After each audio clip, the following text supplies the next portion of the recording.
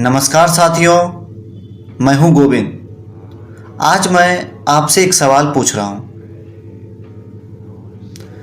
दुनिया में सबसे अमीर आदमी कौन है? वो जिसने सबसे ज़्यादा पैसे कमाए, या वो जो अपने पास जितना है उसमें संतुष्ट है? कई लोग करोड़ों कमाने के बाद भी बेचैन रहते हैं। क्यों? क्योंकि उनके लिए कभी भी काफ़ी नहीं होता। आज की कहानी हमें यह सिखाएगी कि नेवर एनफ, कभी पर्याप्त नहीं होने का असली मतलब क्या है। ये कहानी सिर्फ पैसे की नहीं बल्कि ज़िंदगी को समझने की भी हमें सीख देगी। तो चलिए दोस्तों, मैं हूं गोविंद, आपके अपने YouTube channel Finology by PSG से।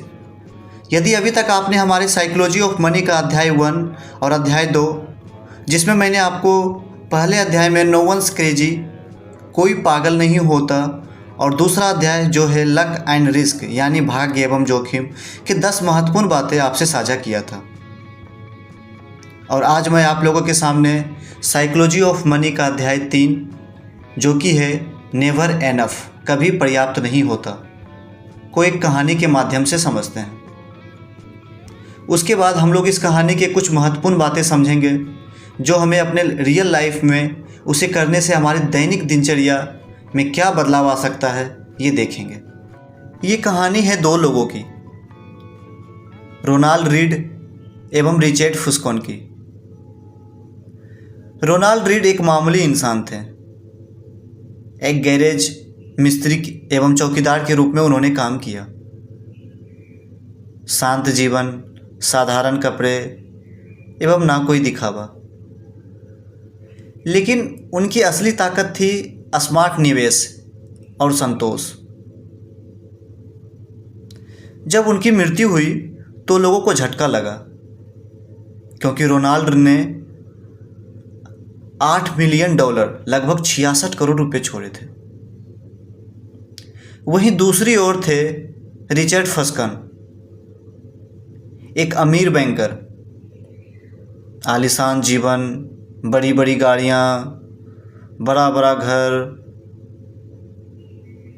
लेकिन 2008 की आर्थिक मंदी में वे सब कुछ खो देते हैं। वे दिवालिया हो जाते हैं। क्यों?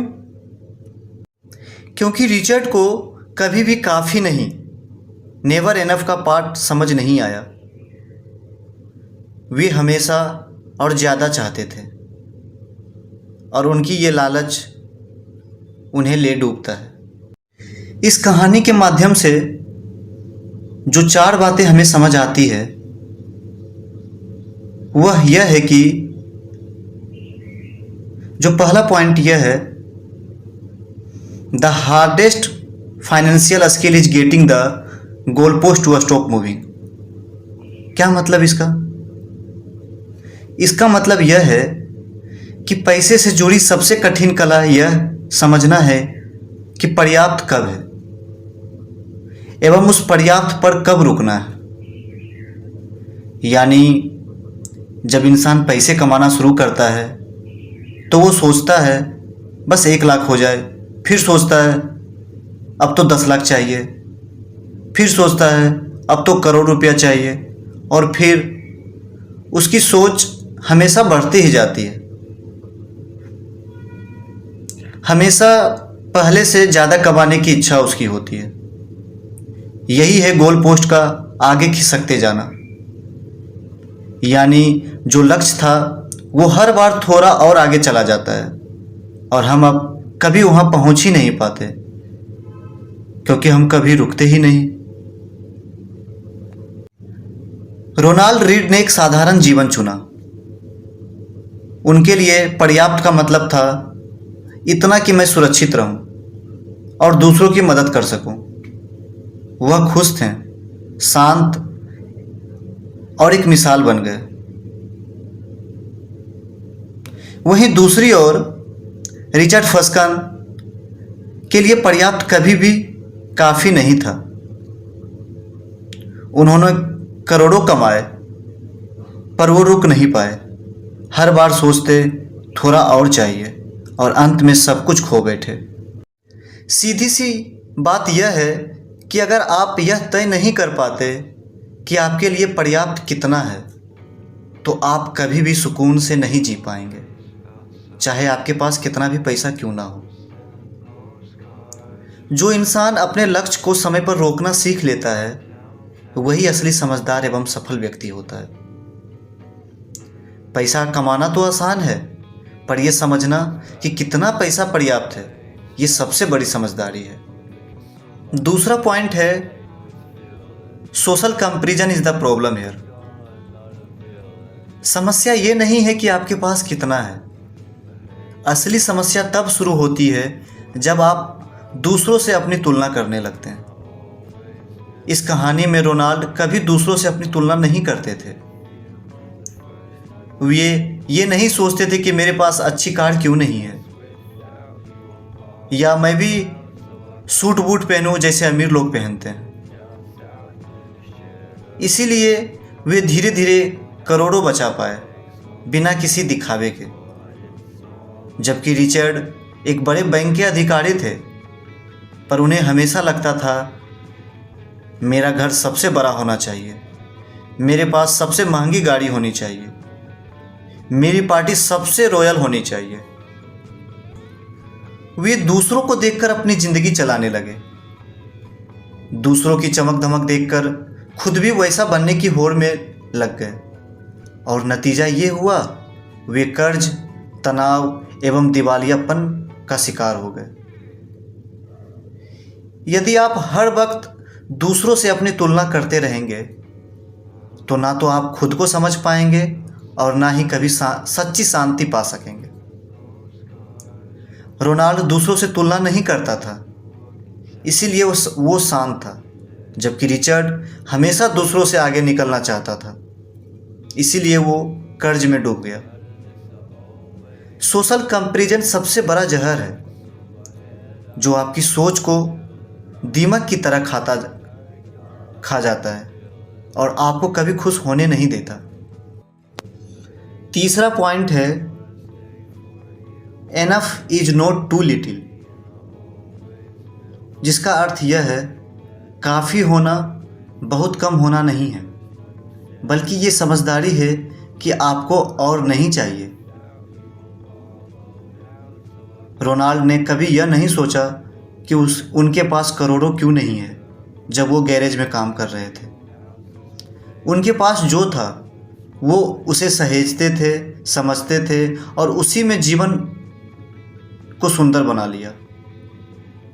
उनके लिए पर्याप्त का मतलब था कि मेरे पास छत है, खाने को है, थोड़ी बचत है और मन में शांति है। उन्हें कभी ऐसा नहीं लगा कि ये कम है। उनका काफ़ी, उनका संतोष उन्हें असली अमीर बना गया। जबकि दूसरी ओर रिचर्ड के पास शुरू में सब कुछ था, महंगे बंगले, गाड़ियाँ, शोहरत, लेकिन उसके लिए वो कभी काफ़ी नहीं था। उन्हें लगता था अगर मैं इतना कमा रहा हूँ तो और क्यों नहीं। वे सोचते थे बस थोड़ा और यही सोच उन्हें अंत में कर्ज और दिवालियापन का शिकार बना देता है। पर्याप्त होने का मतलब ये नहीं है कि आपके पास बहुत कम है, बल्कि इसका मतलब यह है कि आपको उससे ज़्यादा की ज़रूरत महसूस ही नहीं होती। जो पर्याप्त में खुश है वो कभी दुखी नहीं होता, और जो ज़्यादा में भी दुखी है उसे कभी सुख नहीं मिलेगा। पर्याप्त का असली मतलब यह है कि आपकी समझदारी, आपका संतुष्टि और आपकी मानसिक अमीरी। सच्चा अमीर वो नहीं जिसके पास बहुत कुछ है, बल्कि सच्चा अमीर वो व्यक्ति है जो यह कह सके मेरे पास जो भी है वो मेरे लिए पर्याप्त है। इस अध्याय का जो चौथा पॉइंट यह है कि there are many things never worth risking no matter the potential gain, जिसका अर्थ यह है कि दुनिया में बहुत सी चीज़ें ऐसी है जिन्हें किसी भी लाभ के लिए दांव पर नहीं लगाना चाहिए। रोनाल्ड एक साधारण जीवन जीते थे। उन्होंने कभी अपनी शांति, सुरक्षा या मानसिक संतुलन को दांव पर नहीं लगाया, चाहे उन्हें और ज़्यादा कमाने का मौका ही क्यों ना मिला हो। उन्हें पता था कि लालच के चक्कर में कर्ज में नहीं पड़ना है, शेयर मार्केट में ज़्यादा रिस्क नहीं लेना है, जितना समझ आता है उतना ही निवेश करना है। उन्होंने अपना मानसिक सुकून कभी दांव पर नहीं लगाया, इसीलिए वो वास्तव में सफल व्यक्ति रहे। जबकि दूसरी ओर रिचर्ड ने अपने बड़े घर, लाइफस्टाइल और स्टेटस के लिए बहुत बड़ा रिस्क लिया। उन्होंने कर्ज लिया, भविष्य की आमदनी को गिरवी रखा और अपना पूरा जीवन शैली एक शो ऑफ बनाने में लगा दिया। उनकी सोच थी, अगर सब ठीक रहा तो मैं अमीर बन जाऊंगा, लेकिन जब मंदी आई तो सब कुछ चला गया। क्या मिला? कुछ नहीं। पैसा गया, घर चला गया, मानसिक शांति चली गई और जो समाज में उनकी जो इज्जत, जो सम्मान, वो भी चला गया। उन्होंने सब कुछ दांव पर लगा दिया। उन्होंने परिवार की वित्तीय सुरक्षा, शांति एवं परिवार की स्थिरता सब कुछ दांव पे लगा दिया था। इससे हमें यह समझ आती है, चाहे मुनाफा कितना भी बड़ा क्यों ना हो, अगर उसकी कीमत आपकी शांति, रिश्ते या इज्जत है तो सौदा कभी मत करना। पैसा दोबारा कमाया जा सकता है, पर खोई हुई शांति और सम्मान वापस पाना मुश्किल होता है। कुछ चीज़ें कभी भी दांव पर लगाने लायक नहीं होती, चाहे सामने करोड़ों का लालच ही क्यों ना हो। रोनाल्ड ने कभी ज़रूरत से ज़्यादा रिस्क नहीं लिया, इसीलिए वे लंबे समय तक टिके रहे। जबकि रिचर्ड ने ज़्यादा पाने के लिए सब कुछ दांव पर लगा दिया और वे सब कुछ खो बैठे। मोरल ऑफ द स्टोरी यह है कि पैसा कमाना ज़रूरी है, लेकिन उससे भी ज़्यादा ज़रूरी है यह जानना कि वेयर टू स्टॉप, कि आपको रुकना कब है। यदि इंसान अपनी इच्छाओं को नहीं रोकता तो लाखों करोड़ों भी कम पड़ जाते हैं उसके लिए। जैसे समुद्र का पानी पीने से प्यास और बढ़ती जाती है, वैसे ही ज़्यादा पैसे की लालच बढ़ती जाती है और वह कभी ख़त्म नहीं होता। तो दोस्तों, आप असल ज़िंदगी में रोनाल्ड रीड बनना चाहेंगे या रिचर्ड फस्कन? ये फैसला आपके हाथ में है। आपके पास जितना है उसमें खुश रहना सीखिए, क्योंकि असली अमीरी बैंक बैलेंस से नहीं, मन की संतुष्टि से होती है। यदि इस कहानी के माध्यम से आपको कुछ भी सीखने को मिली हो तो इस वीडियो को लाइक करें एवं उन लोगों को भी शेयर करें जो रियल लाइफ में भी ऐसा ही व्यवहार रखते हैं। और हाँ, सब्सक्राइब करना बिल्कुल मत भूलिए, ताकि ऐसे ही कहानियों के माध्यम से मैं आपके समक्ष ज़िंदगी को जीने का असली तजुर्बा बताता रहूँगा। और हाँ साथियों, आप सभी को बहुत बहुत धन्यवाद इस वीडियो को लास्ट तक देखने के लिए। मुझे उम्मीद है आज की जानकारी आपके काम आई होगी। और हाँ साथियों, वीडियो देखना जितना ज़रूरी है उससे भी ज़्यादा ज़रूरी है आपकी सेहत। इसीलिए खुद का ध्यान रखिए, हेल्दी खाना खाइए और डेली हल्की एक्सरसाइज ज़रूर कीजिए। आप स्वस्थ रहेंगे तो ही आप अपने सपने को पूरा कर पाएंगे। मिलते हैं अगली वीडियो में, जिसमें हम साइकोलॉजी ऑफ मनी का अध्याय 4 कंपाउंडिंग के बारे में सीखेंगे, जिसमें हम सीखेंगे कि कैसे कंपाउंडिंग की ताकत आपको भ्रमित कर सकती है। तब तक के लिए खुश रहिए, स्वस्थ रहिए एवं सीखते रहिए। जय हिंद साथियों।